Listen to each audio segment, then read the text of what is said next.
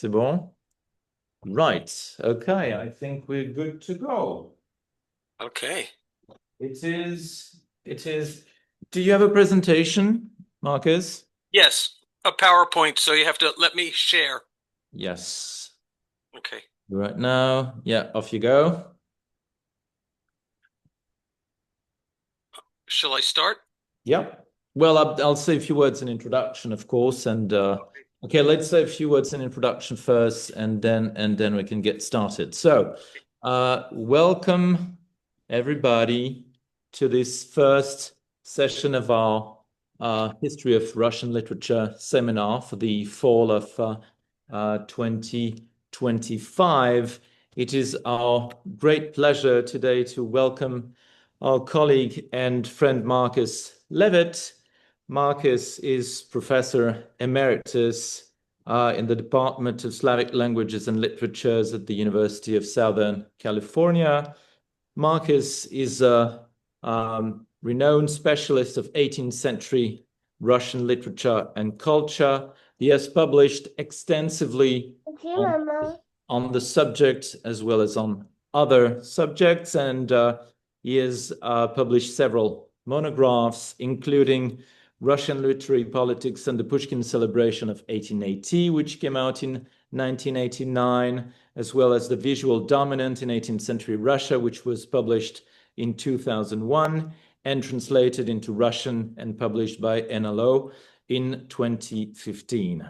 Marcus has also edited or co-edited several volumes, including Eros и порнография в русской культуре, which came out in 1999, Times of Trouble, Violence in Russian Literature and Culture, which came out in 2007, A Century Mad and Wise, Russia in the Age of the Enlightenment in 2015, and A.Z. Essays in Honor of Aleksandr Sumarokov, which came out in 2018. Marcus also translated from Russian several important works for our field by Viktor Zhivov, Boris Uspensky, and Andrei Zorin. And the title of Marcus' talk today is Aleksandr Sumarokov and the First Operas in Russian. So Marcus, thanks very much for accepting our invitation. We're thrilled, and the floor is yours for an hour or so. Well, thank you very much for the invitation. I wasn't completely sure about the audience. I decided not to give the usual scholarly kind of talk today, addressed mainly to other specialists, although I'm very glad to see some of my great friends here, but to try and give more of a sense of what 18th century opera seria, that is serious opera, was like, and specifically Sumarokov's two operas, and how I myself have come to know it as an art form. If there are any musicologists among the audience, I apologize in advance if some of the things I will talk about seem elementary.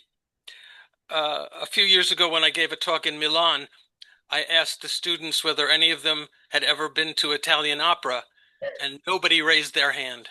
I was pretty shocked. That was in Milan, home of La Scala. Anyway, I would like to say by way of introduction that one of the things I really enjoy about the 18th century as a field of study is that there are still many open questions, many things to be explored, many lacuna in our knowledge, and mysteries to uncover. And Sumarokov's operas, I think, are a very nice example. I spent the academic year 2016-17 in Russia, working on the libretti of Sumarokov's two operas for his collected works, which has been in the works for a long time. I had the amazing luck to be in St. Petersburg that winter when his first opera, XVIIIe-XXe, was staged in full, minus only stage decorations.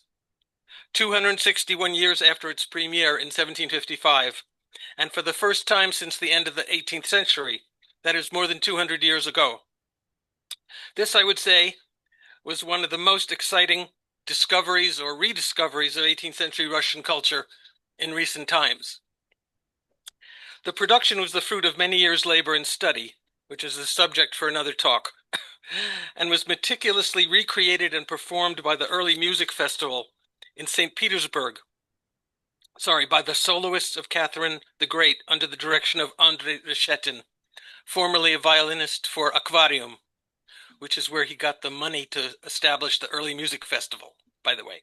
Anyway, I was lucky enough to attend several rehearsals as well as performances of Tzefal-i-Prokris at the Hermitage Theater connected to the Winter Palace, the single surviving 18th century theater in St. Petersburg, and at the recently restored, or rather recreated, Museum Estate of Derzhavin on the Fontanka in Petersburg. The production was also performed on the stage of the Bolshoi Theater's new stage in Moscow the next fall. And I'm going to be showing some clips from the Derzhavin Museum performance later on in my talk to give you an idea what the opera was like.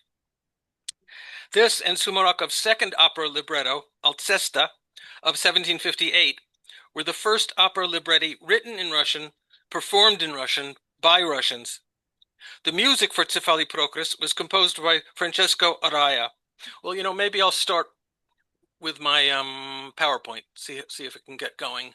Sure. Here we go. There we go, and we'll do slideshow. Yep, working. Okay, but I'm going to start from the beginning. There we go. Okay, so you know the name of my talk. So here are the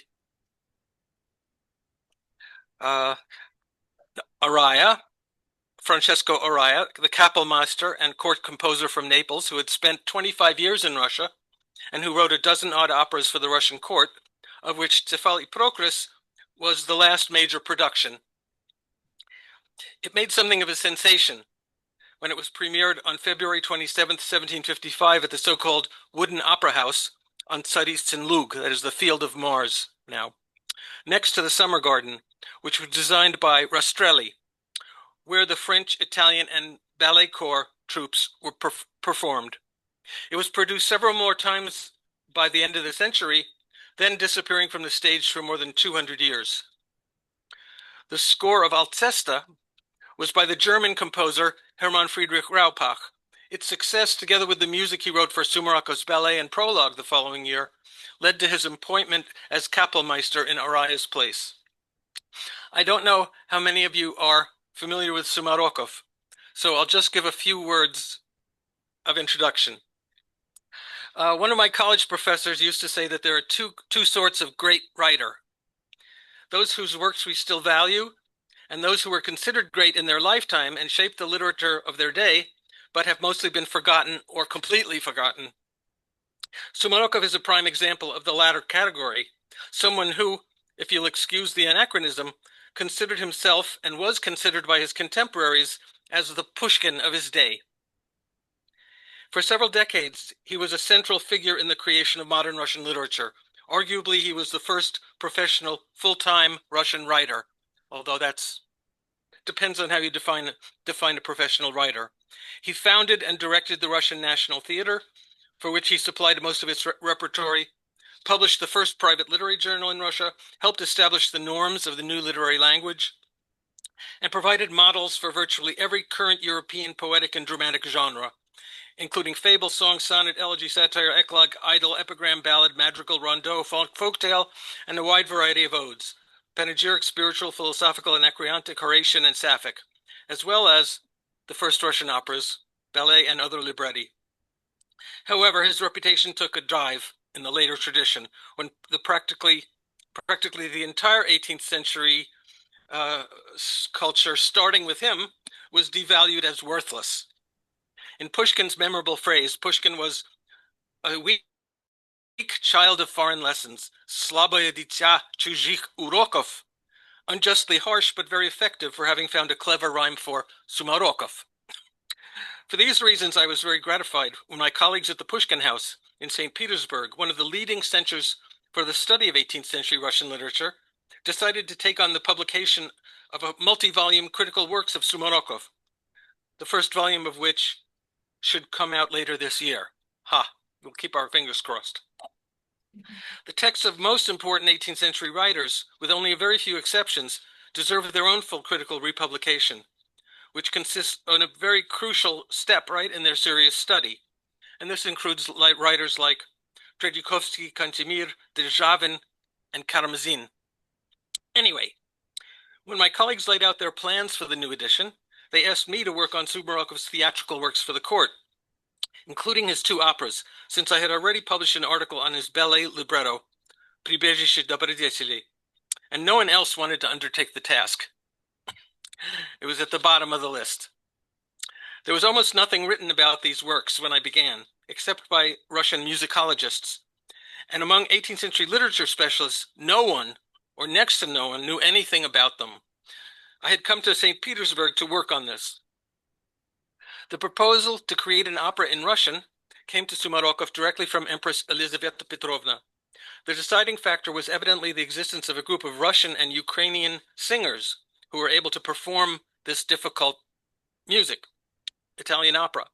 According to Yakov Stelin, the Empress was very impressed by the group of young singers who were trained to sing in the court capella at Kirill Razumovsky's estate of Glukhov in Ukraine. Kirill was brother of Elizaveta Petrovna's partner, Alexei Razumovsky, and he was president of the Academy of Sciences. Sumarokov had served as adjutant to Alexei Razumovsky, and through him had brought students from the Cadetsky Corpus to court to play in his first tragedies, as early as 1750, which the Empress enjoyed, especially dressing the cadets, which was her specialty. A year and a half after Tefal's premiere, she issued a proclamation establishing a Russian language theater with Sumarokov as its director. The Empress requested that Sumarokov, quote, find a text for a Russian opera and write a libretto. In response, Sumarokov, in Stelin's words, quote, chose the charming story of Cephalus and Procris from Ovid. The impetus to compose the second opera, Alceste, also came from the Empress. Once again, the choice was left to the poet rather than to the monarch or the composer, which is significant. Well, to start off with a few problems of textology. Here we go. Here's the title page from 1755. And you can see the libretto, the music, and then we have the artists who worked on the stage setting, and then more artists who decorated the decorations, what do you say, and the ballet, which occurred between acts and at the end. This served as libretto for the audience during or before the performance. There was also a French translation published, which is very rare. I actually found a copy in the Voltaire Library at the Publiczka. A German version is mentioned somewhere in the literature, but I have not found any trace of it in bibliographies or elsewhere. In any case, Tefal I Procris is the basic form of Araya's other opera seria, also called drama per musica. Again, terminology was very fluid in the 18th century. It's in 3 acts, and the text is made up of alternating recitative and arias. The recitatives move the plot along and usually consist of narrative or dialogue. In Italian and some other operas, recitatives are often in prose, emulating normal speech. In opera seria, there are 2 types. Recitativo secco, that is dry, with minimal musical accompaniment, usually a few chords right on the harpsichord, and recitativo accompagnato, accompanied by the entire orchestra at especially dramatic moments. The arias, on the other hand, are more static and express the emotional state of the singer. And I'll give you, this is the first aria on the left, and I've blown it up a little bit on the right. You can see the arias in the libretto are in italics. The form of the arias is called aria da capo, and they are marked as such in the scores. In the score of Tefal, 12 of 18 are explicitly aria da capo and labeled as such. In Alceste, the number is 14 of 18. The aria da capo has 3 parts, each of 3 to 6 lines. Let's see where we are. Okay, I've given the text on the left, and below the French, which is from that French translation from the time 1755. Okay, the aria da capo is divided into 3 parts, and let's see. Here you go. And here is the form of the aria da capo on the left. Each part is a finished unit. The middle can contrast to the first in melody, tone, mood, often in tempo, etc. We'll see. The third segment, right, is a contrast, is a repeat of the first. Right, it returns to the head, hence aria da capo, goes back to the beginning. As you can see, this aria states a major structural feature of the opera, the contrast between happy love, right, in the first four lines, Прославляйся велигласно ти сердец любовных жар, сочетание колк страстно, свете лучи смертным дар. And then the middle section is kind of the opposite. А в несчастной самой доле, сочетание по неволе, нестерпимейший удар. And then we go back to the first, right? The contrast between happy love and unrequited love. And that's really the subject matter for the opera, stated from the very beginning. It's kind of interesting that I think this is the only place in the libretto where the last four lines are repeated. And I think that's how Sumarokov signals that these are aria da capo.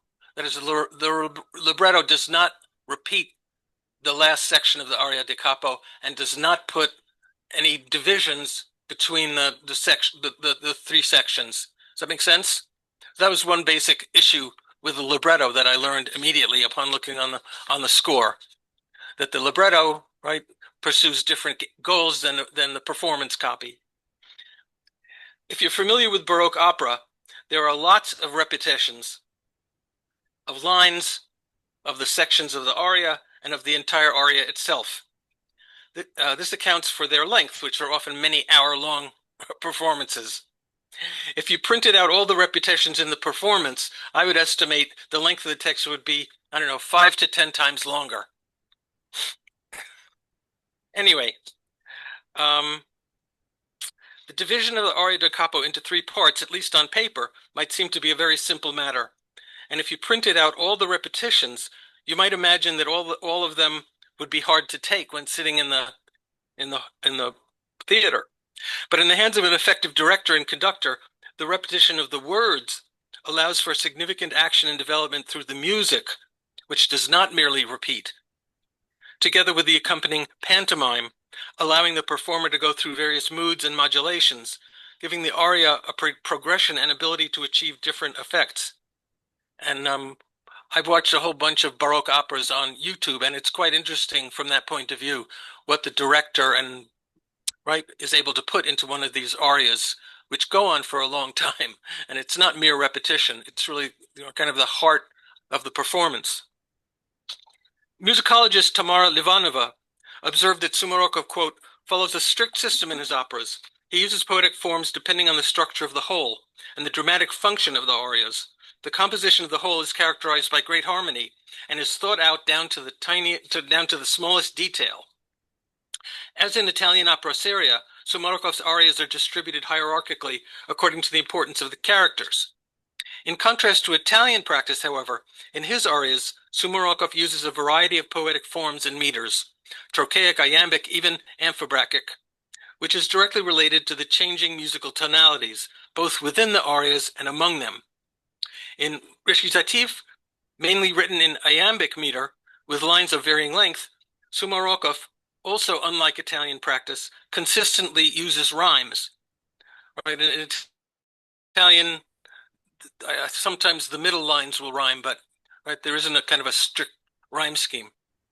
This gives them greater dramatic and musical cohesion than in Italian works, I would say especially in the written texts, where in general, as we noted, they're more like speech.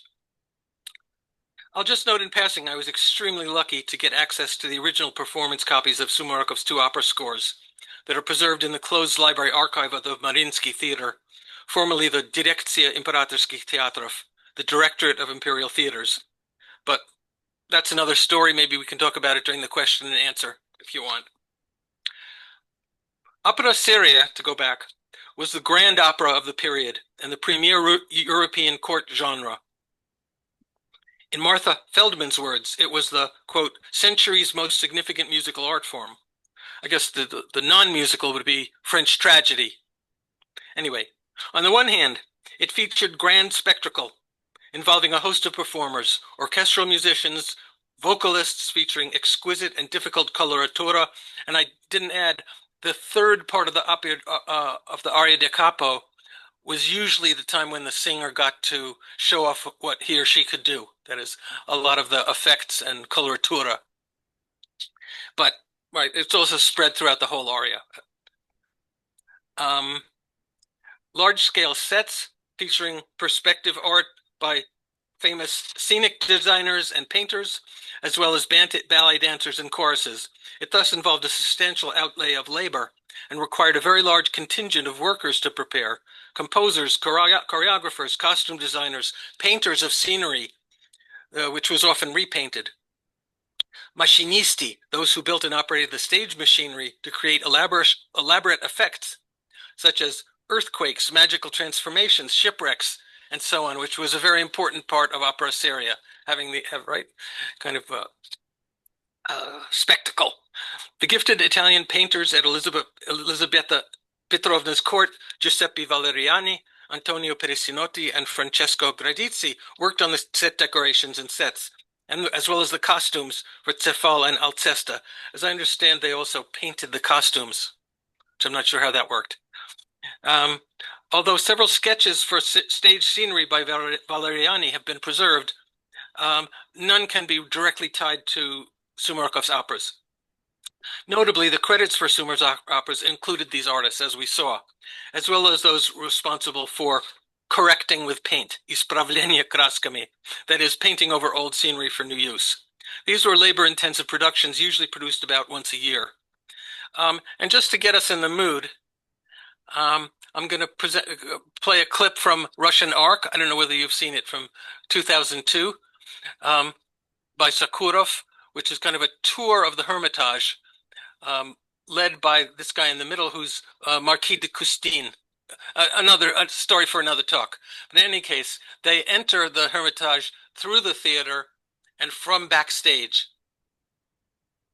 Okay, let me see if I can get it going. Here we go. Go back to... There we go. Oh, sorry. Go back just a tiny bit further. Okay.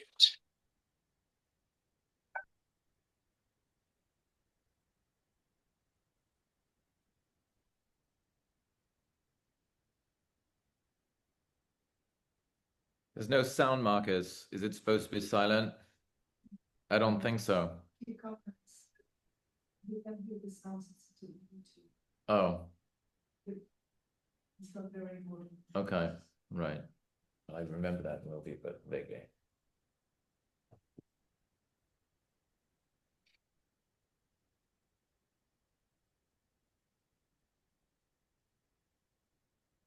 This is a dress rehearsal, by the way. Mm-hmm.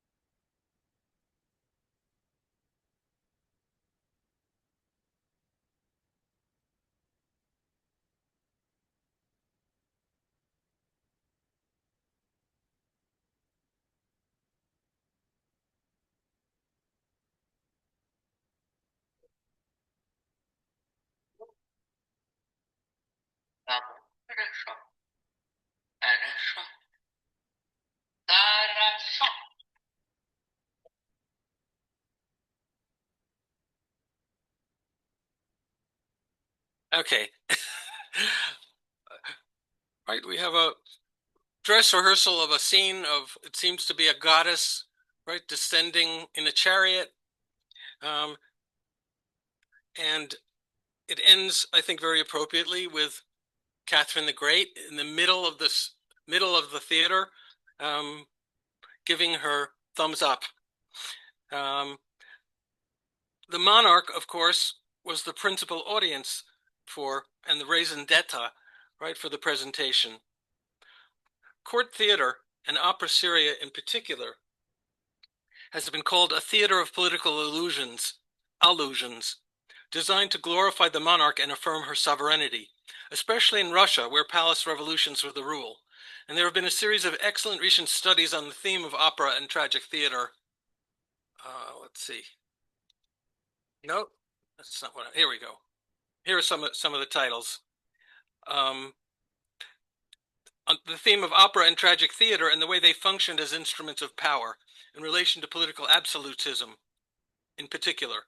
In Russia, as in Europe, texts for court performances, especially opera seria, were often composed and performed with the particular monarch and events of the day in mind, or even conflicts among court factions. These allusions could be more or less explicit and could include open panegyrics to the reigning monarch. In Russia, operas often debut during Maslenitsa. I don't know why that came in there. Anyway, Ilya Serman noted about Giuseppe Banecchi, Sumarokov's immediate predecessor as librettist for Araya, that, quote, his librettos were designed so that plot developments and the characters' lines would be understood in relation to events in Russian political and court life. Without such allusions, Banecchi's opera librettos would have made no sense.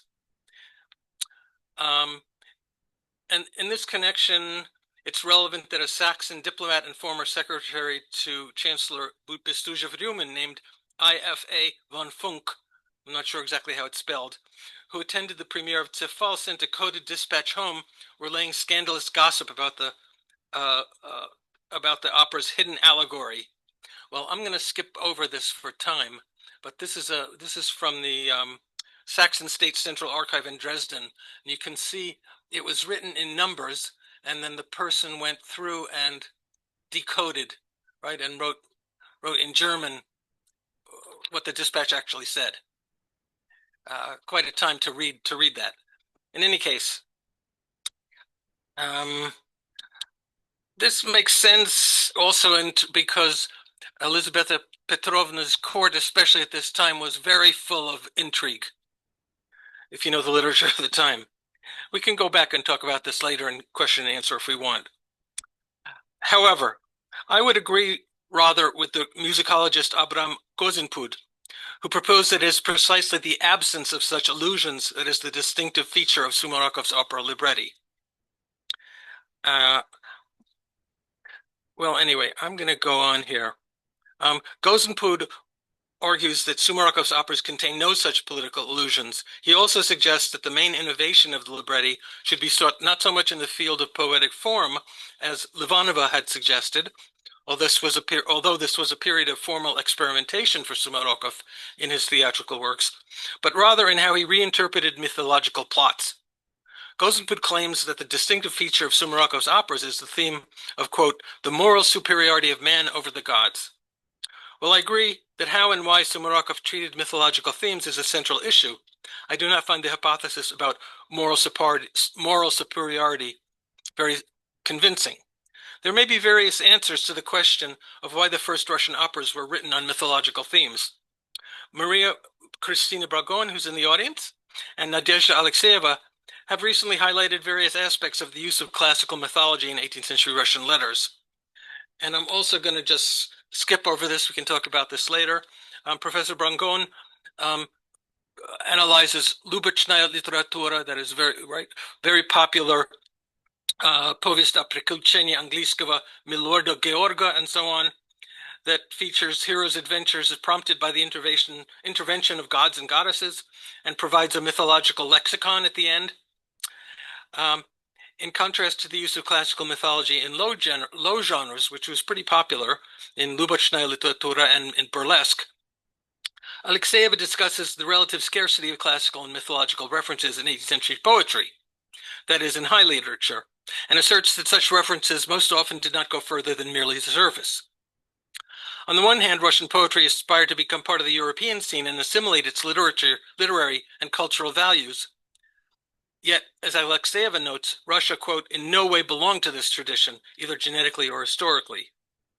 The evidence of Sumarokov's operas, it seems to me, represents the exception that proves this rule, or perhaps contradicts it. Perhaps you'll have an opinion about this by the end of my talk. Classical mythology was a popular source for opera seria, in large part to the literary and institutional requirements of this genre. European classicists tended to be skeptical of mythological plots, especially the so-called moderne, in the quarrel between the ancients and moderns. But mythological plots were well suited to the peculiarities of court opera, especially its complex stage effects, which we mentioned earlier. And, classical mythology was very popular in court painting, sculpture, architectural decoration, and so on. That's also another topic. One of the notable differences between 18th century Russian tragedies, at least before Ozerov, and European ones, is that they almost exclusively deal with themes from Russian history. Sumarokov, writing his libretti on mythological plots, was both a way of assimilating them into pan-European operatic tradition and creating a Russian counterpart to it. We may agree with Andrei Reshetin's claim that Cephala I Procris envisaged, quote, the Russian court as an enlightened successor to ancient cultural traditions, although I see no basis for his further claim that the opera represented a Christianization of Greek myth. Why did Sumarokov choose the particular plots of Cephala and Procris and Alceste? In my opinion, it's significant that both plots are markedly problematic. Just as Sumarokov chose Shakespeare's Hamlet, criticized by Voltaire as the starting point for his tragedy Gamlet of 1748, in both operas, Sumarokov clearly sought to correct difficult, even scandalous works. This is very clear in the case of the Alceste myth. The production of Alceste, or the Triumph of Hercules, do I have the next one? Yes. In 1764, sparked considerable public controversy. In fact, it served as one of the things that set off the quarrel between ancients and moderns. In the European context, the dispute stemmed in part from the problem of defining opera as a genre, but it also concerned the relevance of mythological plots to enlightened modern life and manners. The operas on Alceste all referred back to the play of the same name by Euripides, which is one of his more difficult plays. Or according to its French critics, Euripides violated the norms of civilized behavior. The play tells the story of how Alceste voluntarily sacrifices herself to save her husband, Admetus, who had been doomed to death by the gods. Hercules then goes down to Hades to bring her back. Critics of the modern camp argued that this strange plot was unsuitable for the theater of the time. Sumarokov most likely gleaned details of the controversy from Pierre Brumoy, I think it's, or Brumoy, I'm not sure how it's pronounced. Brumoy, I think that's the 18th century and 17th century French orthography, if I'm not mistaken. Anyway, Sumarokov most likely gleaned details about the controversy from this Théâtre des Grecs, which, as I have established, he borrowed from the Academy of Sciences library just at this time. Brumoy's book contains not only a French translation of Euripides' Alcestis and a discussion of its content, but also a description of the dispute over Lully Quinault's opera, whose plot, by the way, was quite different from the versions of the story in Euripides and Sumarokov. Sumarokov's interpretation of the plot in Alceste corresponds closely to the spirit of Brumoy, who belonged to the camp of the ancients. Brumoy defends Euripides, stating that the positive goal of his tragedy was, quote, to show that marital tenderness with due observance of hospitality never goes unrewarded. In Alceste, Sumarokov follows Brumoy's cues and eliminates the three main flaws that, as Brumoy points out, the modern critics found in Euripides' play. These are, 1, Admetus is a coward and unwilling to sacrifice himself in place of his wife. 2, Admetus quarrels with his father because his parents are not ready to die in his place, and he uses indecent language towards his parents. And 3, Hercules enjoys all the rights as a guest in Admetus' house, drinking, eating, and having a good time, despite the fact that the master of the house is in mourning. In Sumarokov's play, he eliminates these alleged faults. Admet learns of his wife's impending sacrifice only when it's too late. The fact that Alcestis swore to find a replacement for her husband explains why she, and not Admetus, negotiates with his parents and then decides to sacrifice herself. In Sumarokov's opera, the episode with the parents and refusal to sacrifice themselves for their son is reduced to these few lines, without any swearing, by the way, in the heroine's recitative, right? Никто тебя не избавляет, народ твой весь тебя умереть и оставляет, отец твой в старости и мать в исходе лет, и любит хоть тебя, но больше любит свет. Остатка дней твоих тебе не посвящают, родительской любви в сердцах не ощущают. Okay, and thirdly, he eliminates the third complaint, showing that Hercules understands the proper behavior for a guest. In the second scene, when he makes his first entrance on stage, he already understands why Admet is wearing mourning attire. These are the first lines. В плачевнейший день любезного друга Admet скончалась моя супруга. So it's no problem. Let us now turn to Cephal and Procris. Unlike Alceste, the story of these characters was rare in the opera repertoire. We're not aware of any Italian opera seria on the subject, but there was at least one French opera. Do I have it here? Oh, no, not yet. Cephal et Procris, with music by Elisabeth Claude de la Guerre and libretto by J.F. Duché de Foncy, dated 1694. There are some points in common, but they are outweighed by many differences in plot, cast of characters, and genre. Apparently, the lack of interest in the plot in opera culture before Sumarokov was a consequence of its relative complexity and ambiguity, as well as the fact that the La Guerre Duché de Foncy production was a failure and only had 5 or 6 performances. Critics, starting with Stelin, recognized that Sumarokov took the initial plot of Cephalus and Procris from the 7th chapter of Ovid's Metamorphoses. Here it's on the right in Latin. It hadn't been translated into Russian until later in the 18th century, but Sumarokov did publish sections in his literary journal in 1759, and some of the people he knew very well were working on a translation, especially Kozycki translated the full works, I think in the 80s, came out in the 80s. Let me remind you of the story in Ovid. After the goddess Aurora kidnaps Cephalus and unsuccessfully tries to seduce him, upon returning home, Cephalus quarrels with his wife Procris after he tests her fidelity without any reason to do so. Procris leaves her husband, but when he repents, they resume their life together. In the end, Procris dies at the hands of Cephalus. She overhears Cephalus admiring the wind on a hot day and concludes that he's going on a romantic rendezvous. She follows him into the forest where he's hunting, and he, mistaking her for an animal, kills her. Cephalus also tells of a magical hunting dog he acquired, along with the magical spear with which he killed Procris. Did Procris's death follow from her husband's previous suspicions of her infidelity, her own jealousy, or was it pure coincidence, an ironic twist of fate? He used to be jealous, now she's jealous. Is there a connection between the two? The relationship between these episodes remains unclear in Ovid's account. Sumarokov introduced additional characters into his libretto. These are Erechtheus, King Minos, and his nobleman and magician Tester, who are absent from Ovid's work. Sumarokov could have learned about other non-Ovidian versions of the story of Cephalus and Procris from his colleague Kozycki, an expert in mythology. The characters, or rather their names, we are interested in, were taken from these versions. Thus, Minos appeared in the story of Procris, included in the ancient collection of mythology known as Apollodorus' Grammar of Athenian Library, which Peter the Great had translated in 1725. You can see it there on the left. There, the unfaithful Procris, fleeing from the vengeful Cephalus, finds refuge with King Minos. He in turn seduces her by offering her wonderful gifts: an amazingly fast dog that always catches its prey, and a magic spear that always hits its target. The spear reappears in Ovid and in Sumarokov's version, although in the opera it's not magic and has no backstory. As in the version of the myth recounted by Apollodorus, in Sumarokov's version, Minos is the rival of Cephalus, Kefal. And as in Apollodorus, Procris, Pakrida, is daughter of the king of Athens. Erechtheus, known for sacrificing one of his several daughters, not Procrus, to save Athens. But as with Minos and Testor, the mythological Erechtheus is not connected to the Cephalus-Procrus story.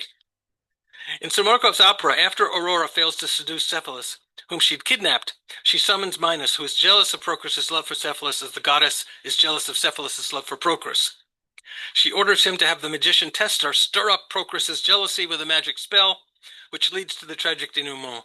Thus, the actions of Aurora and Testor relieve the heroine of all responsibility for her fit of jealousy and her sad fate. Procrus, like Cephalus, turns out to be a victim of external forces, of their enemies, and of ruthless fate. As Glukhovsky aptly noted in his seminal work on Sumarokov's tragedies, Sumarokov built them on principles of an extreme economy of means and simplicity. This also applies to Sumarokov's operas, especially if we could compare it to works like de la Guerre's Cephalus-Procrus, which has almost 24 characters, not including the prologue. The plot structure of Cephalus-Procrus is balanced between one pair of happy lovers and two unrequited lovers. Here's the entire cast. You see it charts out pretty well, right? We have the happy lovers on the top, Cephalus-Procrus, who get married at the beginning of the opera. And then we have the unrequited lovers, Aurora, who lusts after Cephal, and Minos after Procrus. Plus there's Erechte, the father of Procrus, who has a fairly minor role, and Testor, who's the, again, sorcerer and magnate of Minos's court.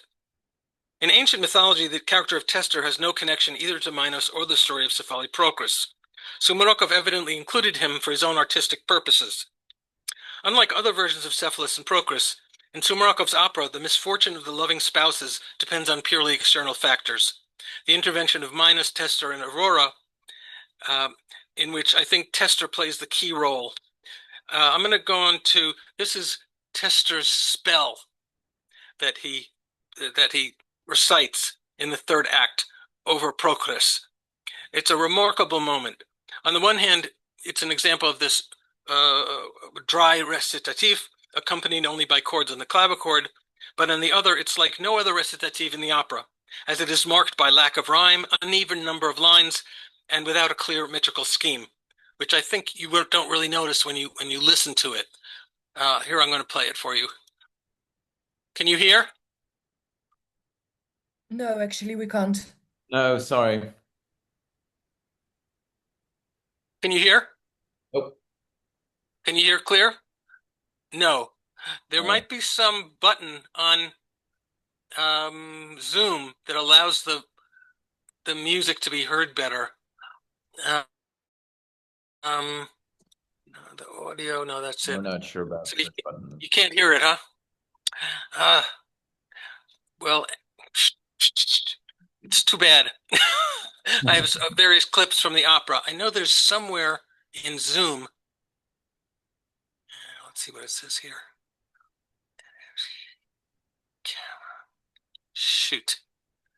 I'm not sure what I should do. In any case, no. You can't hear it. How about if I go like this? What Marcus can do it, he has it on a file, he send it to the chat, and we can make and hear it. Do you have it? Do you have the file? Could you send us the file? And maybe we can, upload it in the chat section so that we can listen to it from here. Sorry, you probably have to check the demonstration panel, the thing you have above the screen. Yeah, yes, exactly. There's supposed to be 3 little buttons or something, and you have to synchronize the Okay, I'm screen. going to stop the share and see what happens, because I think that's when you get the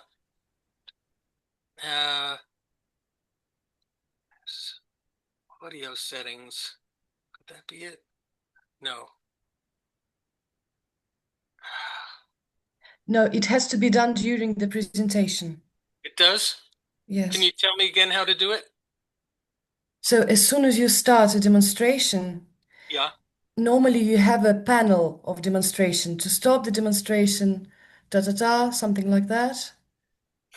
Are you referring to the share button? Perhaps I do. Okay, let's see.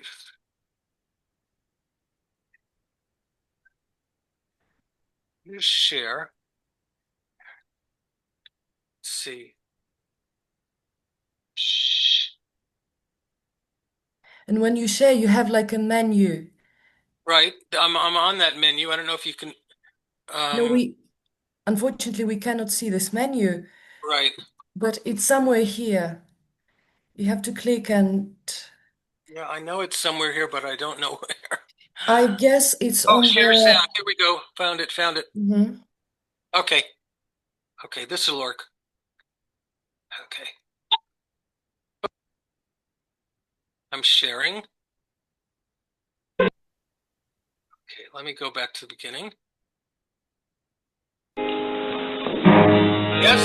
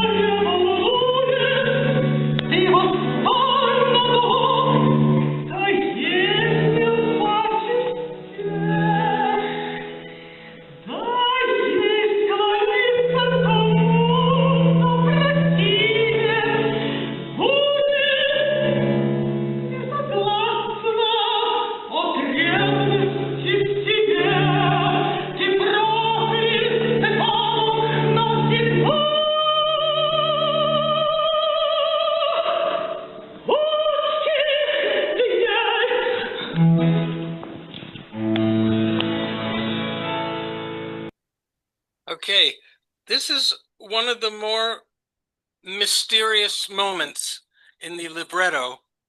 As I said, unrhymed, metrically complicated or impossible, but Maxim Shapir, who's a brilliant versologist, put forward the unexpected but brilliant thesis that these lines are an extremely rare example of micropolymetrics, a mixture of different meters within poetic lines. It's thus a kind of microcosm of syllabotonic poetics. Oh, wow. It's kind of amazing. It's impressive. Right? We have troche, iam, amphibrax, anapest, dactyl, and then repeats troche, iam, anafix, amphibrax, anapest. No one, I think, upon hearing those verses sung that you just heard, would be able to guess this hidden metrical pattern, especially given the music and performance, which are a bit distracting. At best, they might think it's a more conventional, unrhymed recitative. In the libretto, though, it stands out as a textual riddle, one that remained hidden for over 200 years. We may speculate upon what Sumarokov had in mind here. Anyway, despite the lack of political illusions, we can interpret Cephalipokris allegorically in a more general sense, vividly illustrating, if not the working of Elizaveta Petrovna's court, a definite hierarchy of power, which I've charted here. At the top is Zeus.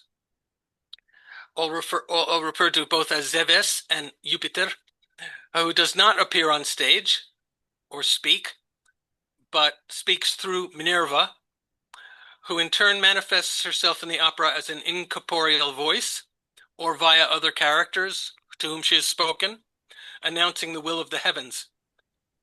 Still below, but still on the divine level, is Aurora, right? Mięcza bogini, the goddess of dawn, who takes an active part in the love intrigue. The other characters, Kings Minos and Erechtheus, Cephalus and Procris, are on the earthly level, with the exception, I would say, of Tester. I listed him here as a mediator, but maybe that's not exactly right. But somewhere between, right, the king and the mortals. A good example of this, is this scene. Right, Aurora has. Well, I don't know if we have time for another scene. Sure. Okay, because first we have Aurora, right, who asks Minos to have the scene changed from a место прекрасное to a пустыня преужасная. Right? And this is one of those stage transformations, right, that opera seria was known for. And then Minos, in turn, turns to Tester, who kind of says his magic words. And then he has this wonderful little opera aria. Again, I think Tester has among the most memorable roles.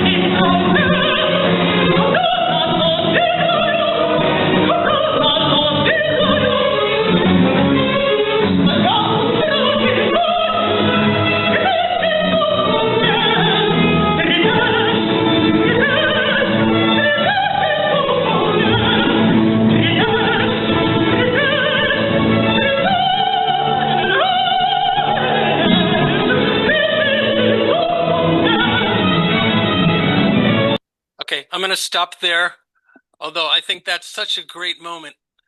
I included a couple of shots here. During the winter, they presented various concerts. This was in Nova Galandia, and Tester's aria here it's like rock music. It was very, very impressive to do it like that outdoors. Anyway, I just had to include that. Aurora's interference in the lives of mortals leads directly to disaster for all involved. Although at the end of the play, she asserts that the ultimate responsibility lies not with her, but with Zeus, whose power is equated with fate. She pathetically justifies herself. Here you can see Cephala and Procris, right? You can see the arrow that has killed her. And I'm going to skip over all of that material. But this is Aurora's response. And I'm going to skip over the singing for now. I'm sorry. But you can see she says, «Вы знаете, что Зевес исполнил более, как то Аврориной угодно было воля». Zeus did more than I wanted. А Прокрисе должна сама я слезы лить, но плачем мы ее не можем оживить. She says, "Oh, too bad. We can't reawaken her after she's died." Anyway, I want to go back and look. These are the words at the start of Act 3 that come a bit before Tester works his jealousy spell that we already listened to. Let's see, and I've given you the French as well. Right? Мы все принесены назад, но должны были все оставить ими град. Такое таинство Минерва показала. Она сказала, я зреть не хочу в стенах моих пристрашных таковых плачевных приключений. Я ваших от Цефалий Прокрис разлучений терпеть не могу в жестокости перемен. Цари, царевна, князь, из их спешите стен. Звезд Цефаловой, когда вы возвратитесь, вы с Прокрисой навек прижалостно проститесь. That is, they have been returned to Athens from the terrifying wilderness that has just been performed on stage. And Minerva tells Minos that he, Tester, Cephal, and Procris must all get out of town immediately because she can't stand all of the tears and fuss. And Act 2 had ended with a great quintet of Minos, Cephal, Procris, Aurora, and Tester all complaining how very unhappy they were. That's the complaining that annoys Minerva, so she says, get out of my town. The last two lines are somewhat mysterious. This Zvies Cefalovai, I take this to mean, and I puzzled over this for a very long time, Zvies Cefalovai rukoi ubiot prakrisu. That would make sense, right? That Zeus killed Procris via Cephal's hand. Does that make sense? Zeus is mentioned, but not really. It's not really clear, and Minos doesn't give the full information. Again, this would put full guilt on Zeus directly. There may be some further ambiguity. On the one hand, while Minerva's order for Tsari, Tsarevna, Knyaz, all of the characters to leave the city clearly includes Cephali Procris. On the other hand, the line about Когда вы возвратитесь seems exclusively addressed to them, since Minos and Tester do not return. In the second edition of the libretto, Sumarokov changed these final two lines. Here's before we had Zvies Cefalovai, Когда вы возвратитесь, вы с Procrisой навек прижалостно проститесь. He changed that to simply Spешите удалитесь, а за Афинами в пустыне преселитесь. So Zeus is not mentioned there, and вы is still addressed to all the different characters, Tsari, Tsarevna, Knyaz, etc. There follows immediately, I hope I have the slide right, a speech by Tester in which he decides to go ahead with the magic curse, of jealousy. He says, «О тайных мы богов не можем толковать, но будем делать то, что должно исполнять. Тебе известно, нам Аврора повелела для окончания с ней общего нам дела, чтоб ревность в сердце Прокрисе вложить и ревностью любовь из сердца истребить». I think I gave a little, These are the words that come right before the spell that he casts. Tester thus tries to shirk responsibility, even though he and Minos are no longer to appear in Athens, right? They've been kicked off the stage. And Minerva's command would seem to have put an end to Avrora's intrigues and their common task, right? Общего нам дела. Тебе известно, нам Аврора повелела comes across as pretty weak, I think. And от тайных мы богов не можем толковать, I would say as self-justification. At least that's how I read this, right? If we're looking for the causality, the responsibility for what happens. Okay, I think I'm just about at the end. I'll go into my conclusions. We could hear more of the opera, but okay, to conclude. Oh no, I'm sorry. Yeah, to conclude, and I'm curious to know what you all think about some of the questions I have raised. I would say first that I think that Sumarokov, together of course with Araya and Raupach, very successfully assimilated his operas into European musical tradition. While Baroque or Rococo opera, however we label it, manifests a high degree of conventionality in gestures, dance, costume, settings, manner of singing, pronunciation, as well as character and plot, nothing seems out of place to me. But I admit I'm a complete enthusiast. Right, that's my subjective opinion, that it all fits together pretty well. This includes Sumarokov's treatment of classical mythology, which I find both convincing dramatically and consistent with the classical tradition. In reference to classical mythology, one could think that Sumarokov's operas reveal, quote, the moral superiority of man over the gods, as Gozenbud suggested, because in mythology the gods don't often act very morally, but not all the humans behave very well either. To reduce the operas to lessons in virtue, defenses of marital fidelity, and so on, might also have some truth, but robs them of their dramatic muscle and historically conditioned significance. This involves the question of the hierarchy of power and how political power functions, both on stage and in the minds of the spectators.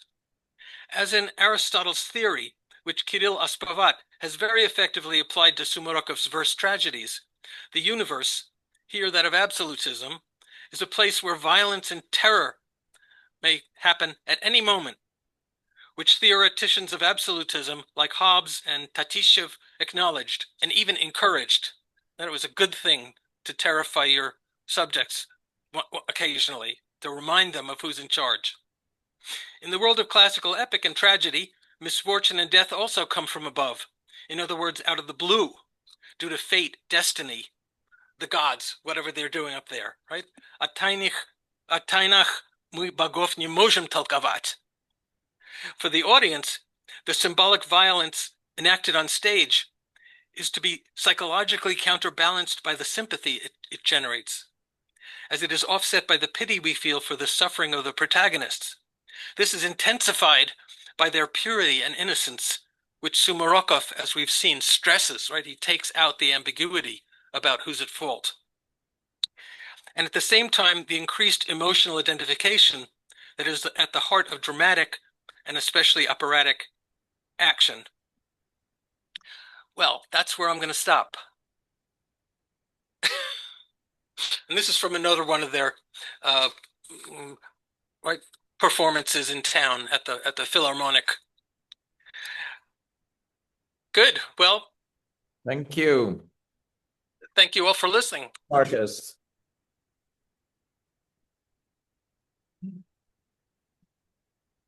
All right, so questions. Thank you for that very interesting topic on a subject that our students are not too familiar with, which I think makes it even more valuable. So thanks a lot. Do we have any questions from the audience online? You think maybe I'll add a couple of things? Sure. Those clips of the opera that I showed are from the performance at the Derzhavin Estate Museum, which I talked about. Natalia Dmitrievna Kachetkova, who's the head of the 18th century group at the Pushkinsky Dom, and I were invited.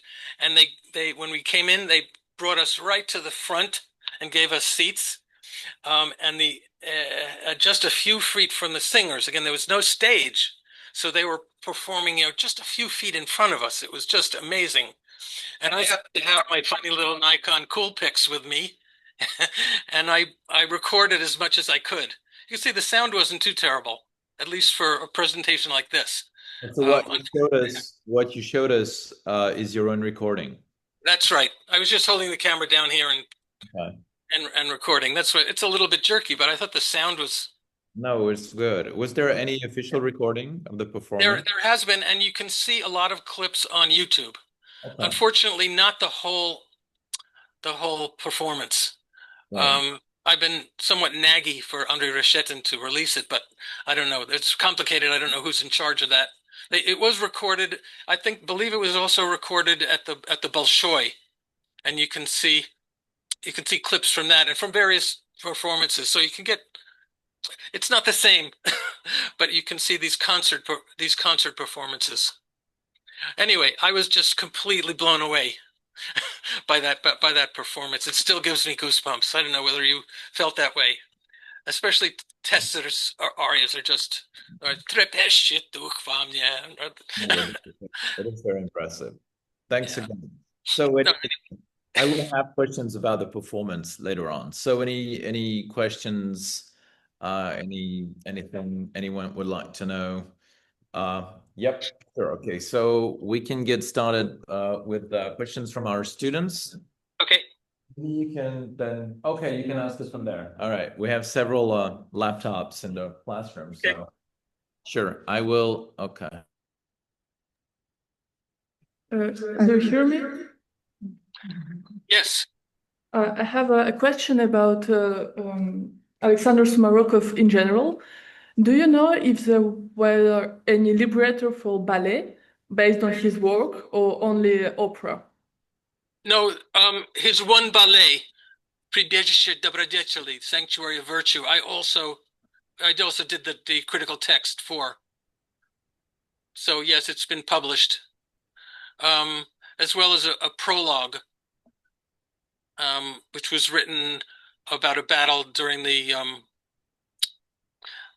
war that was going on at the time. I was going to say Franco-Prussian, but the Russian 7 Years' War, I believe it was, which had a more complicated textual history. But that's another talk. But they will all be in this critical edition someday. I mean, you can get them online in the 18th century publications. Okay, thank you very much. Thank you. Oops. You have a question? All right, we have a question here. So well, you can ask it in Russian maybe, or yes, можно по-русски. English, I guess. Both languages are okay. All right, you have a question? Come along. Marcus, can you see our students? Yes, I can. Yes, I can. We usually. Can you hear me? Yes, very well. Okay, sorry. We usually do the seminar entirely online, and we've tried to test the hybrid version, and it's a first for us. So thanks for the patience. So this is Margot. Here we go. Hello. I would like to ask if the Russian language is a language for opera. Like it was easy for Sumarokov to do an opera in Russian, or it was so difficult than French or Italian for symphony? It's a good question. It was new, and Sumarokov definitely was a trailblazer. In another work of mine, I hypothesized that Sumarokov translated an earlier opera called Siloiko, I think it's in Italian. And I suggested that I defended that position that Sumarokov was a translator by showing how many phrases and vocabulary from his translation are reflected in his early tragedies, right? And it seems logical that there would be a connection between the tragedies and the opera tragedies. But it's a good question. I think these are the first. So Sumarokov was developing a language. But it's a complicated question where these come from. There are some who feel that Sumarokov was influenced by Quinault and the Lully Quinault, right, the late 17th century French opera for its lyricism, right? That was tragédie lyrique. I really have been unable to decide exactly what his relationship is. I mean, it's a subject for another study. But that was definitely what was going on here. According to Stelin, Sumarokov worked very closely with Araya. It wasn't just that Araya took his libretto and wrote music to it, or vice versa. That it was definitely a collaborative effort, and you can see that. The music and the verses come together very clearly. The intonations, the issues, and so on. I think it's very successful. I mean, from my amateur point of view. So the language was, in process, as well as the other formal qualities. And as I said, Sumarokov had been pretty much experimenting in different dramatic forms, using, different meters, or iambic with different line lengths and so on. All right. Thank you. Thank you. Thank you, Marco. I have a very quick follow-up question, but it seems to me that you actually addressed it in your answer right now. So the language is the same as Sumarokov's language from his tragedies. Well, not exactly the same. Not exactly the same, but there are definitely points in common, phrases, images, and so on. What about the differences? Any specific examples that you can provide? Is it lower in terms of, we know this hierarchy of styles? Right. Is it lower? Is it higher? It might be a little lower, right? Or not? Since it's kind of oriented and not political or not openly political. I don't know. Off the top of my head, I would say that in general, they're both middle to high. Mm-hmm. It's slightly different in that the tragedies, I think, deal with more concrete issues. That is, I think, I was thinking about this also in terms of use of mythology. It's more abstract. There's no real historical context that shapes what's going on here. It's, as in Ovid, it's just a nice story. So somehow the historical aspects, say whether people in ancient Kiev used muskets, which happens in one of the tragedies, or something like that. It's a really good question, and I think it's one to think about, and maybe do more work on. Right. Okay. There are so many interesting questions, I think, that this opens up. Yep. Especially, it's at the beginning, of the literary tradition. So Vika, maybe? Oh, Jean. Okay, wait. Jean, then Vika, then. Good evening. Sorry. Jean, the question, Daria's question is related. Okay, I'm waiting. Okay, thank you. Пожалуйста. Hello. It's okay? No. Yes, it's good. You have to switch off the sound, yes. Hello, thank you very much for your talk. It was very interesting, even though it wasn't very easy to follow, unfortunately, because of the hybrid system. So maybe if you have already answered one of my questions, I'm sorry for this. But my follow-up question, the first one of the three I have, is maybe I can ask only one, or what? Okay. So The first one I had is the follow-up of what just has been asked. Have you had the chance of tracing how, if you were interested in this, of how Sumarokov's language in his opera has influenced, for lack of a better word, his other writings?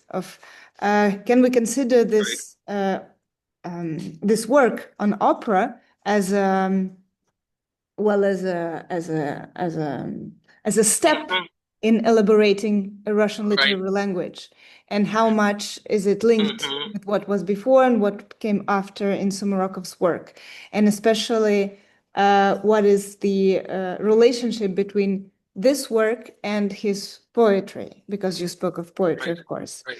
Then I have another question about poetry, more specifically, because you, at the end of your talk, you showed this wonderful pattern, what you have called a metric pattern of an excerpt of his opera libretto. But have you done the work, or has Mark Shapiro done the work on the whole libretto and the whole text of the opera?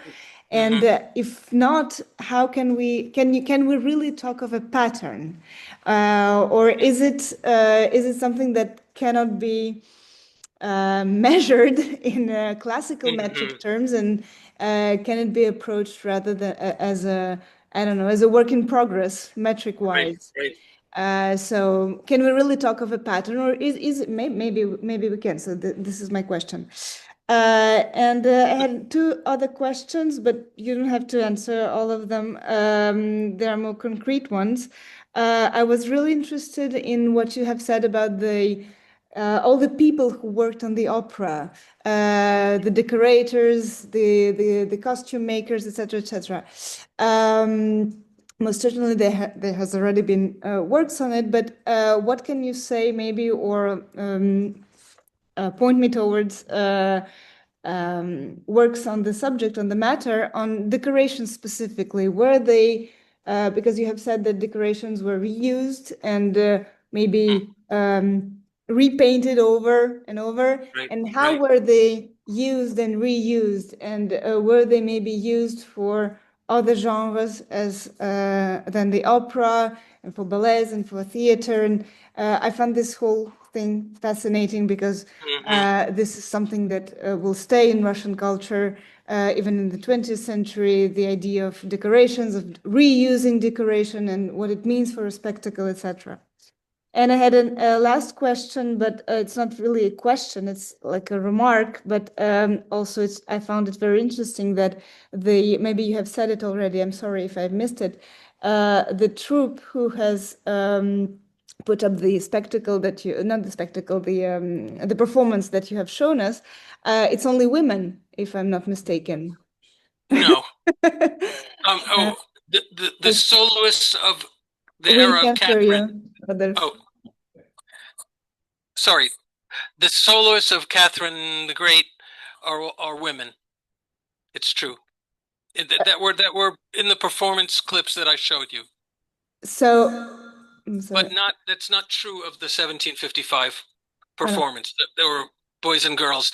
Actually, they were something like between 14 and 16 years old, which is pretty amazing considering the difficulty of the music. But they were being trained for the capella, for the church in court. So there was this leads to, I'm sorry. Maybe I should answer your question. This leads to other questions about the actors, etc., but I will stop here. And thank you again very, very much. Oh, you're welcome. The question about the relationship of the libretto to Sumarokov's other works, I think, is extremely interesting. As I said, Livanova was hypothesizing about the connection between the libretto and his fables, which is a very low genre, because of his iambic lines of various length. I mean, that was the connection she was making, that he was experimenting in that way. I mean, the fables are so far in tone from the operas. It doesn't really work on thematic level. But I think the other genre that's really important is the songs. And Serman, in his book on Russian classicism, makes that connection. That is the lyrical voice of the songs. I think in many cases can be connected directly to the arias. And aria, you know, they were often referred to as songs, in Russian at least. That said, I think it's a really good question, and I haven't really sat down to compare texts like that. But obviously, there are a lot of connections here. About the issue of pattern, right, and the discovery that Shapir made. This is unique. I mean, from the metrical point of view, Sumarokov's what he did is regular, what we might expect. I mean, he uses different meters for different arias and recitative, but in a regular way. Whereas this is the only one that's marked unrhymed, strange patterns. So, but Shapir does not. He only works on this one difficult moment. He hasn't gone through to, you know, put it in context of the whole work. But there's nothing shocking, put it that way.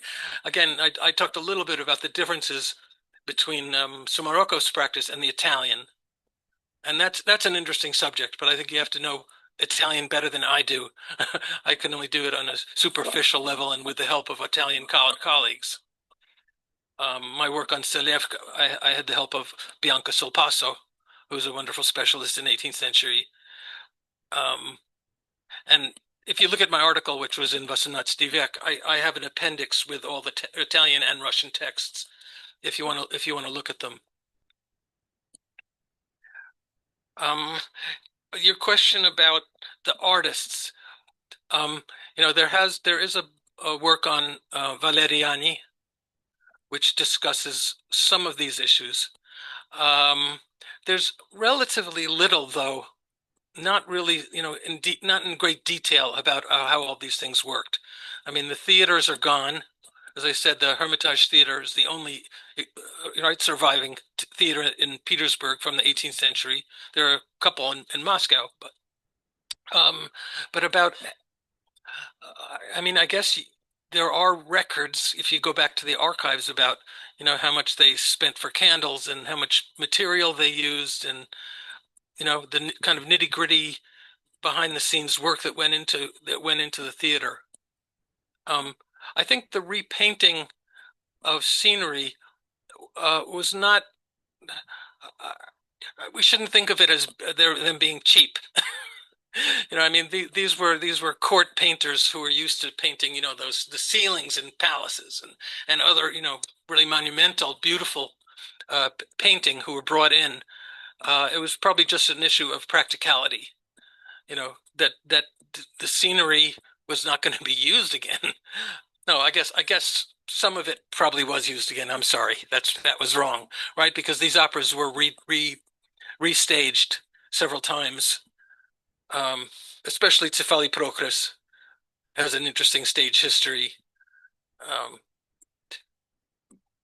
Another question. Could you tell us a little bit, by the way, about this scenic history? At the beginning of your talk, you mentioned the moment when it disappeared from the stage. Right. And I was curious about the time, well, not about the reasons, because that might seem a little obvious, but about the time and maybe some critical echoes, or, you know, that you might have come across about, you know, this production feeling sort of obsolete or something. Right. Well, I guess I have two responses. I mean, one is, you know, if you look at the cultural history of Russia in the 18th century, what happened at the end of the century? We have, and Catherine dies, you know, Paul comes and he has his own ideas, and he kind of upsets the apple cart, generally. I mean, that's one thing. Paul actually, I believe, played the violin in a production of Tsefali Prokres, which was not so unusual in the 18th century for the monarchs and their courtiers to practice their music to get together with the European professionals. The other issue is, what happened to this tradition of opera seria? I mean, there were a couple of isolated attempts by other poets. The last being Derzhavin wrote some operas, I believe historical. But what happened was the big competition at the time was with opera bouffe, and especially Locatelli's company, which was competing at the time. And it gave birth to the Russian tradition of comic opera, which were really popular in the later 18th century. So I think that's where all the energy for musical culture went. Again, the court opera was relatively a different realm than, say, public theater, Sumarokov's theater. Although Sumarokov's theater did become, by his request, part of the court institution, but he wasn't very happy with that either, because he felt like he was being interfered with too much. So there are a lot of factors in play here, but the tradition of opera seria really was discontinued. I mean, there's an interesting book by Ina Naroditskaya called Bewitching Russian Opera, which looks at the influence of the 18th century tradition in the 19th century, or the 19th century as a response to some of the things that were going on in the 18th century. It's really interesting because it's stuff that we don't usually think about at all. You think of the usual story of Russian opera starting with Glinka and going on to the Mighty Five and so on, right? We know the 19th century tradition really well, just like we know Pushkin and that tradition very well, and that completely, obscured the 18th century. Right. Thank you. So we have a question from Jeanne, and then we have a question from Irina. Good evening. Thank you for the presentation. I just wanted to ask, it might be a silly question because I'm quite new to Russian opera, but I wanted to know about the posterity of Sumarokov. Are his operas still played, or is it some kind of museography or history in which it takes place now? How is it perceived today in Russia? Okay, first of all, there are no stupid questions, especially in the 18th century, because there's so much we don't know. So I think asking those questions, is where scholarship starts. How can I satisfy my curiosity, right? And the questions that have been raised here, I think, are all extremely interesting. Okay, about Sumarokov, his operas did not become part of the repertoire. That is, they're completely forgotten. As I said, most, even specialists in Russian literature, don't know anything about this. It's completely forgotten. Just like, in general, the Baroque period in opera, it's a difficult thing to put on stage. Different musical instruments, different style of playing, different dance. Right? None of this, dancing on your toes. That's a early 19th century phenomenon, and so on. That is, the whole culture, musical culture, changed. So yeah, this was just disappeared. That's why it was so exciting for them to stage this. I doubt it's going to become part of the regular repertoire now, but who knows? I mean, we do have this, the early Russian music and other organizations like that in Europe as well,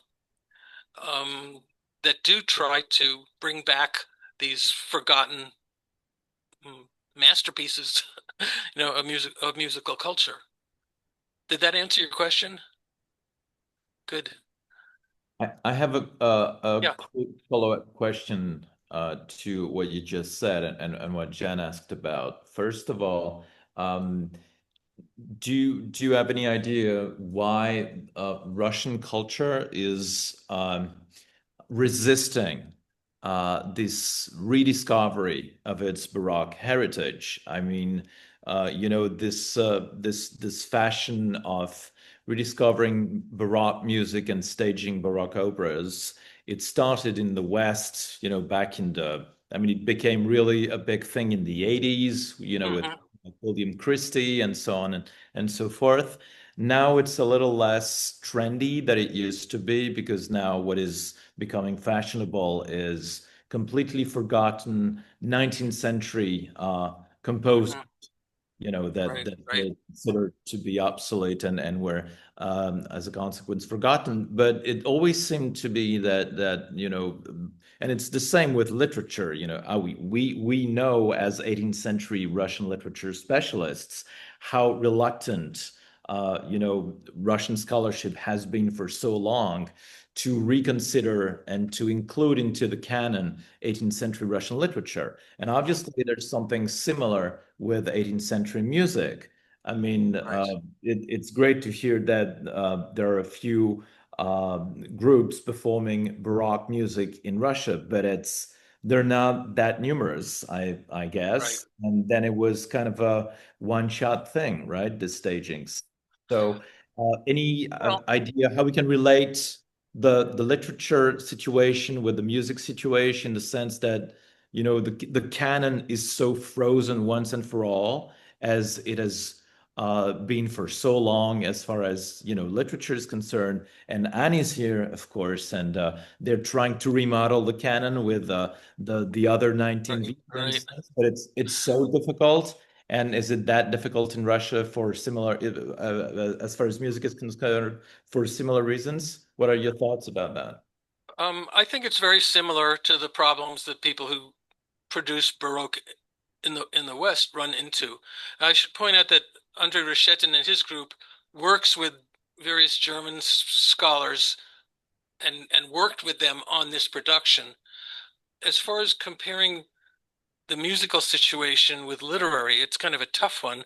I mean, we're going to be producing a critical edition of Sumarokov, which will make it easier to access that material, right? How can you work with a writer if you don't know what his texts were? But I doubt that Sumarokov is going to become a very popular public figure through his poetry. Although there have been, for example, singers who specialized in his songs, and he has some great songs, some of his best lyrics, I think. But I don't think of that as ever going to be popular, in the sense of really commercially popular. The music is another thing. I think it really comes alive in a different way for consumption, and being on the Bolshoi stage, etc., has a certain power. But I think, as in the West, it's a kind of a niche interest, and it can attract other specialists and other musicians and dancers and singers, and it can get public support. I mean, the early music festival existed from 1998, I think, until the war started. And I think now Reshetin and others are trying to bring it back. But he and a group in Moscow, I think it's called the Ile de Selem, from Rabelais, they made a like a 6-part TV movie about Araya, which unfortunately is not online, so I didn't see it. But kind of that's the work that Reshetin was doing.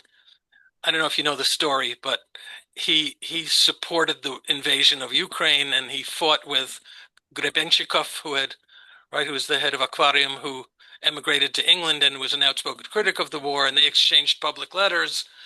And Reshetin decided that he was going to get together with a few musicians and go play for the troops. I haven't heard the full story about how that worked. I was worried that he was going to be killed. But he did show up again working on this TV movie. You can see some clips from it, kind of the what do you call it? The advertisement for the film. What do you call that? The trailer. The trailer. Yeah, trailer. You can see this trailer on YouTube. Excuse me. It seems very schmaltzy. We say romanticized, as Yeah. far as I can tell from the trailer. But so yeah, I think Baroque definitely has its own following in modern culture. That's one of the nice things about the postmodern period. You know, we have all these special interest groups who can develop their interests very, fully, or as fully as they can with new possibilities. Right. To your knowledge, are there any people working on the history of gesture and pronunciation, for instance? Oh, absolutely. And I'd say Reshetin and his German colleagues who worked on this are right up there. That is, yes, definitely. In fact, some of the more controversial aspects of the performance were, number one, they tried to recreate what they think is the correct Baroque pronunciation of Russian. I don't know if you noticed in the singing, but the okanye, etc. And plus extreme attention to hand gestures and dancing, and again, something that would seem very unusual, very conventional, that not everybody appreciates. Was that imported from Italy? The body language of performance? Yeah, I really can't speak to that. I know that the specialist that worked with Andre was from Germany, and I'm sorry I can't remember his name offhand. Maybe Maria knows something about that. Maria, any thoughts on that specific matter? No, I was just, first of all, I must remind you that there's a question in the chat also.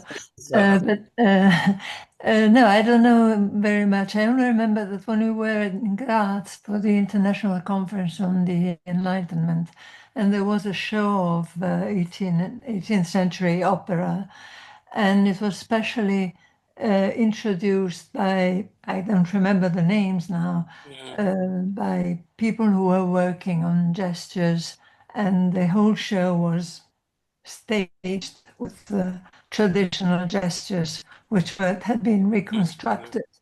But no. There were works on gestures in tragedy that were published. I don't recall anything about opera until the 19th century. Someone like Novaire, who was very influential in Russia. And one perhaps should see, if you remember Lamekis Phono by Eric Romer, the gestures there were very typical. I think he studied them especially. Yes, that's right. It's really hard to recreate performances that were 200 years ago, and that they didn't have video and ways to really record those things. I mean, the choreography is more or less well known because there were manuals and diagrams and so on. Okay. But a lot of those other things, even the declamatory styles, are hard to recreate. Yeah, performance history is really complicated. So we have a question from Irina. Do you have a question too? Okay, two more questions. So one question here. I'll turn off my mic.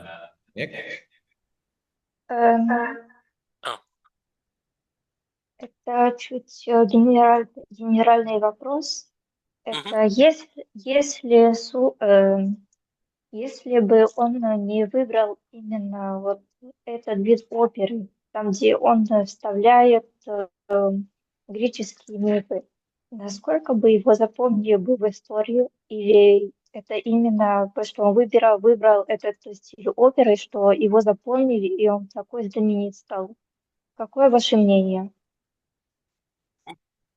Не совсем понял. Почему он выбрал это?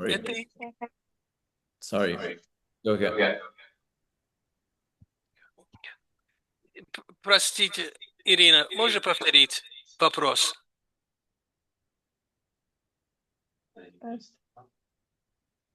Если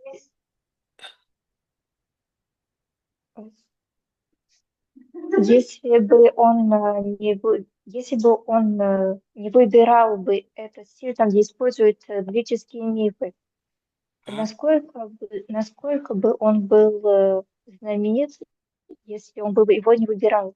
А если его выбрал, почему это именно этот?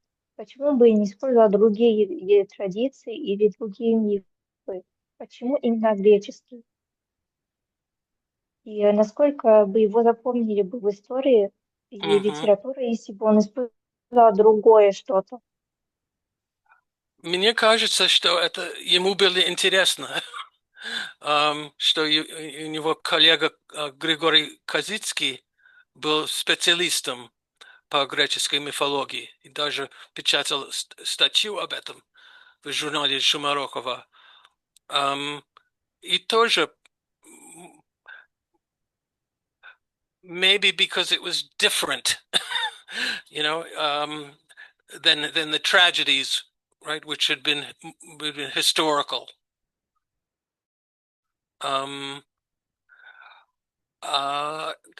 Presumably, he was familiar with opera seria, and certainly the ones that were done by Araya, which included some mythological ones, as well as kind of semi-historical. So I think he probably had a pretty broad, он мог бы выбрать разные, наверное, сюжеты для оперы.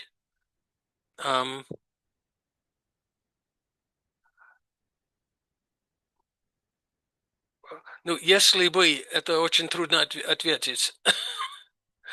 Я думаю, что в этом, наверное, также вот сыграло роль то, что Овидий предлагал там читателям и композиторам всеобщий известный язык, мифологический, и все знали превращения, все знали эти истории, поэтому, в общем-то, люди, наверное, лучше знали вот эту мифологию, чем они знали древнерусскую историю, например, в то время.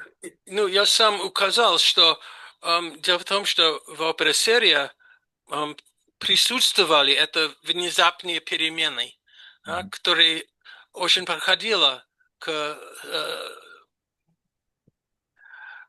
опере этого типа. То есть у них был машинерия, и тогда они ждали special effects на сцене. Как мы видели в клип от русского ковчега, да? Магические эффекты. Там был фейерверк, хотя я не знаю, если присутствовал фейерверк на стене, это опасно. Ну да. Совершенно верно. Вика, пожалуйста. Thank you very much, Marcus, for a very interesting talk. I mean, my first question is a kind of related to what we are talking about, and it might be not, I mean, maybe it's not a question anymore because we are currently discussing these topics. But I think this question of why he selected these particular operas is quite interesting. And I wonder whether, there is a question of collaboration that might be important, whether it's also a question of translation, maybe French translations of these operas were available or recently translated. And I think the question of genre is quite interesting. And I think, I think it will be interesting to develop these connections with the songs. I haven't read Sermon's article, but it was my immediate reaction that there might be some connection between love songs and operas. And in terms of the language as well, right? Because it's kind of a mixture, a little bit of a mixture of high and middle language. And another, maybe now it's a question. We know that Catherine II was very much involved in productions of the operas. She wrote her own libretto. I mean, she was involved in costume designs, etc. To what extent, I mean, beyond dressing the cadets, to what extent Elizabeth was involved in this production process? I don't know of any involvement apart from the initial. I mean, some of the other works in which problems arose, she might have had some say. Catherine, you're right, is much more involved, and she put on operas of her own, but she also at least instigated the staging of Cephali Procris in the 1760s. In fact, I was just reading. There was another article. The King of Sweden was involved in his own version of Cephali Procris, and he asked Catherine if he could see it, and I think they at least put on some kind of a concert of Sumarokov's opera or Araya's music for him.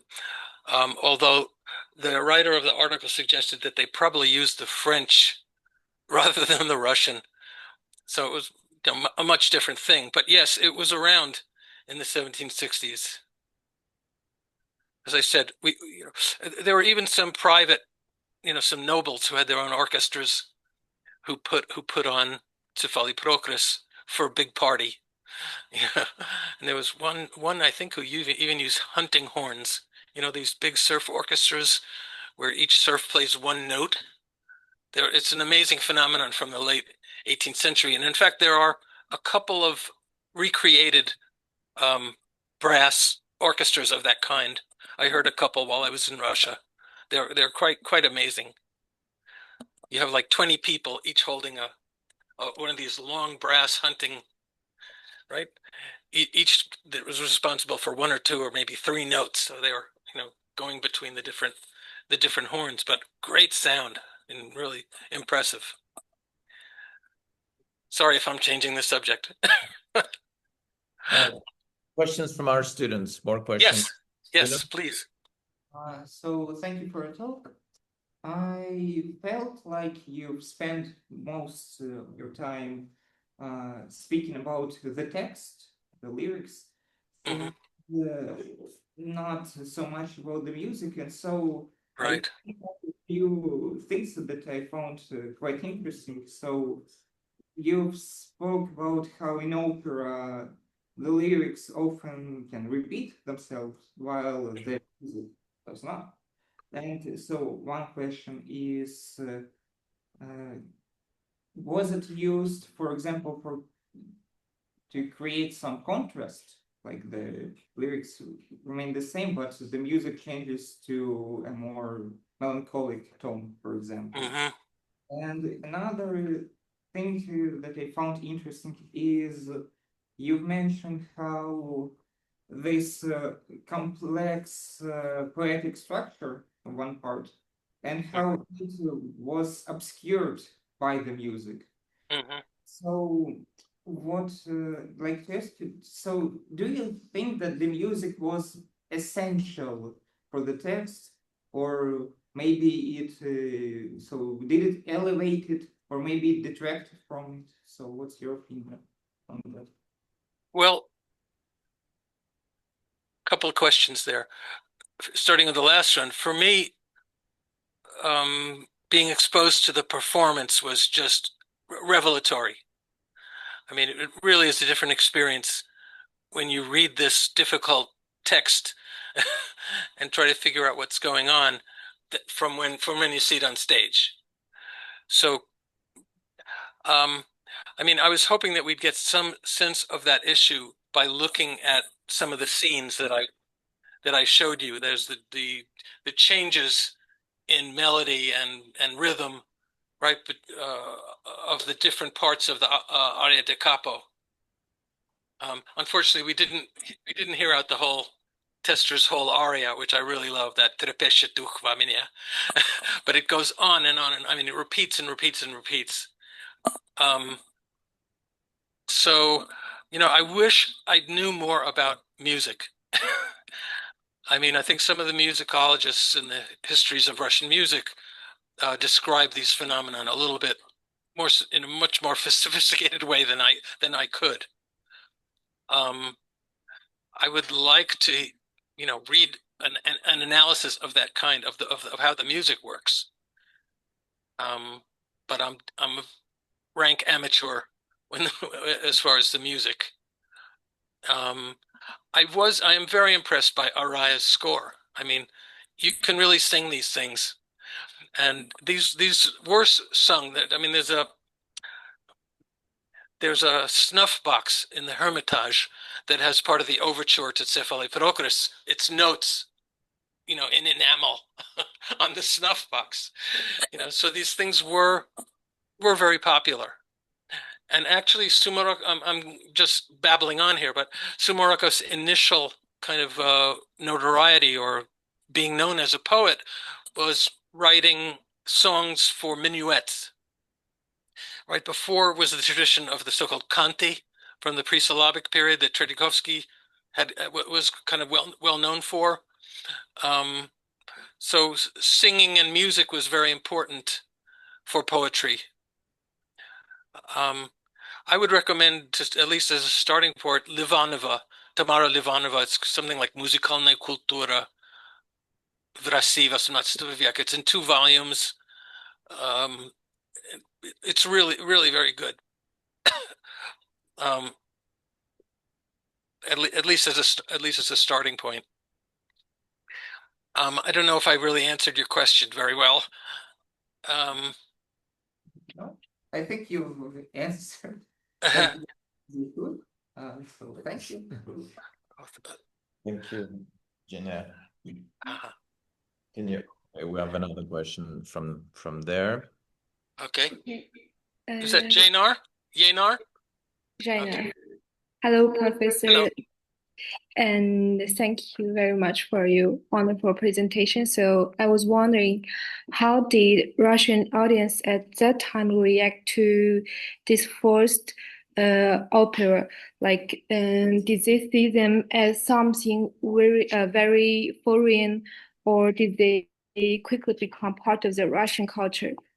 Thank you. Well, there didn't really exist musical criticism. I mean, it was reported in the newspapers and how popular it was. I mean, I think the performance itself was packed. And there were lots of interest in it.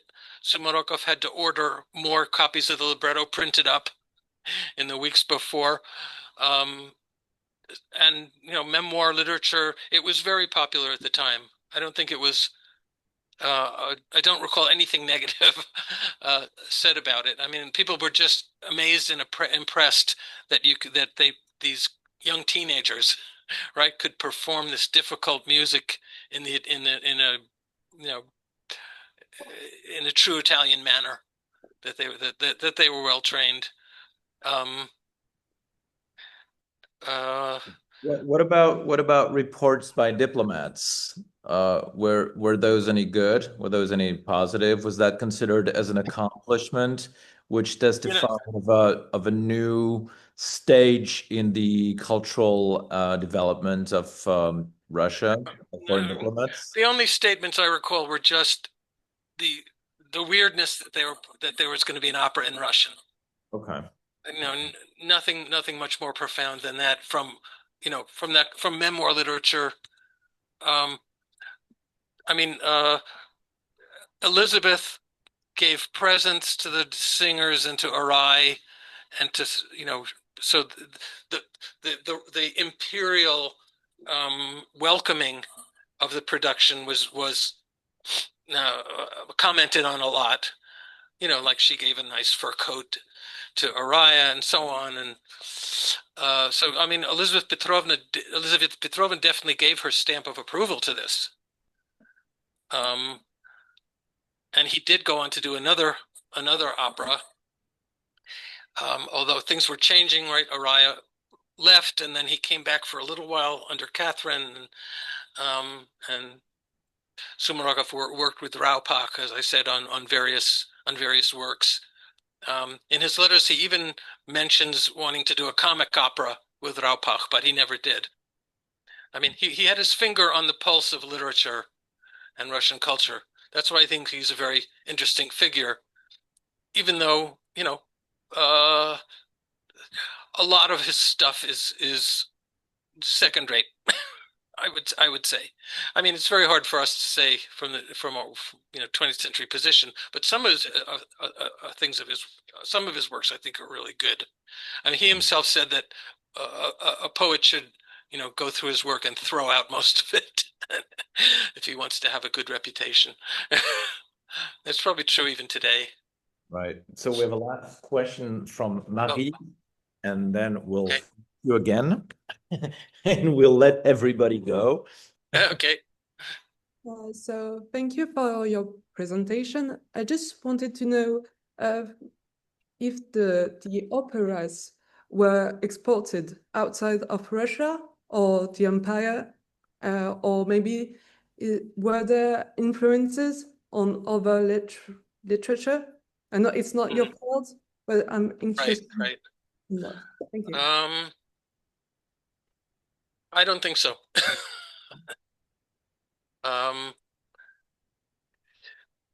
I mean, it was common to have opera libretto texts circulate. I mean, the most famous librettist in the 18th century was Pietro Metastasio. And I think his works were produced, one opera could be produced 12 different times. That is, 12 different composers would work with his works. I think, as I mentioned, at the time, the big celebrities in the opera world were the librettists rather than the composers. Unlike the 19th century, right, when the librettists were, a footnote, and the composers were the main figures. I just don't see how that would happen. Why would they be interested in an opera in Russian, in Paris or Berlin or Naples, or you know what I'm saying? Yeah. So the prose translation that you used was meant for diplomats attending performances Yes. at the court theater. Yes. They were not circulated outside of St. Petersburg. Well, Voltaire got a copy. Okay, there you go. But I think he had particular interest, right? He and Catherine and others were circulating material. Do you know who the guy who translated it into French? I know I wrote down his name was. Yes. I believe he was Yeah. I haven't found much. I think he was the pastor at the Kadetsky Korpus. Okay. I think it was a Lutheran pastor. That's all I've been able to find out so far. Okay. I think, to answer the last question, there was more interest in Sumarokov's tragedies, for which he was much more famous in Russia, and I think which reached a much larger audience. Right. There was, and they were translated into French, I think, and also in German. But I doubt if they were staged. No problem. Yeah, they don't stand up to Racine or some of the other staples of the tragic theater. Right. They made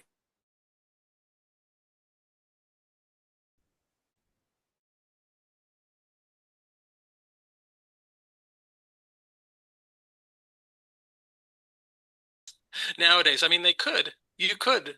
It might be an interesting project. Right. To try to reconstruct what they were like. Yep, exactly.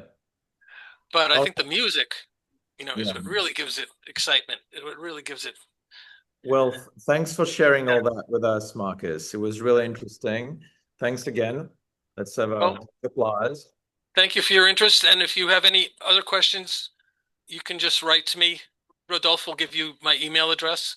Okay, will do. Actually, okay. Thank you. Thank you so much. Thank you. I hope some of you will end up studying some of this material. I do hope that very, Again, very much too. We're at a very primitive level. Okay, well, thanks a lot, Marcus. That was very enlightening. All right. Okay. Good night, everybody. Au revoir. Au revoir. Thank you. Au revoir. Wow.